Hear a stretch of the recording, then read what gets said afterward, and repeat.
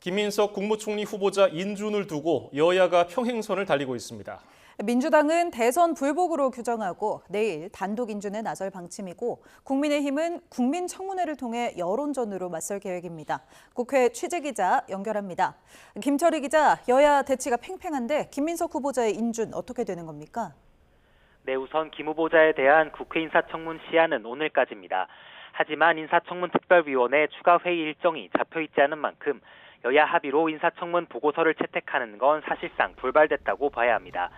이에 민주당은 야당이 국회 일정을 마비시키는 건 내란 비호와 더불어 대선 결과 부정과 다름없다고 비판했는데요.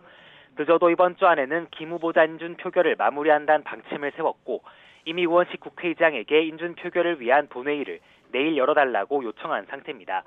반면 국민의힘은 김 후보자가 부적격 인사라는 점, 그리고 여당이 협치를 파괴하고 폭주하고 있다는 점을 연일 강조 중입니다.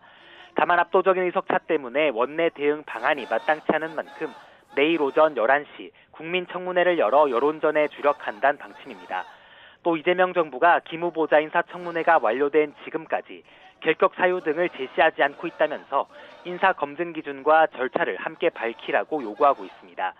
이처럼 초대 총리 인선을 둘러싼 기싸움이 치열한 배경에는 향후 줄줄이 펼쳐질 인사청문회 전국에서 주도권을 얻을 수 없다는 여야 판단이 깔렸다는 분석입니다. 추가 경정 예산안 처리를 두고도 여야가 입장차를 좁히지 못하고 있죠? 네, 국회 예산결산특별위원회가 내일 종합정책질의에 돌입하는 등 추경안 처리 역시 이번 주 본궤도에 오를 전망입니다. 민주당은 내수경기 활성화를 위한 골든타임을 놓치지 않기 위해선 임시국회 내에 추경안 처리가 필요하다고 보고 있는데요. 야당 반대에도 불구하고 본회의에서 예결위원장을 선출한 것도 신속한 추경 통과를 위한 토석이었다는 게 민주당 설명입니다. 반면 국민의힘은 여당이 추경안 심사 일정마저 협의 없이 일방적으로 공지했다며 반발하고 있습니다. 추경에 대해서도 민생 경제에 전혀 도움이 안 되는 포퓰리즘 정책에 불과하다는 입장인데 심사 보이콧 등도 함께 검토하고 있습니다. 여당은 윤석열 정부 당시 제2요구권에 가로막혔던 상법 개정안과 노란봉투법 등 각종 법안 처리에도 속도를 낼 예정입니다. 여당의 전방위적인 입법 드라이브에 맞서야 하는 야당, 내일 새 비대위 출범을 위한 전국위원회를 개최하는데 현재로선 송원석 원내대표가 비대위원장직을 겸임하는 방안이 유력하게 검토되고 있습니다.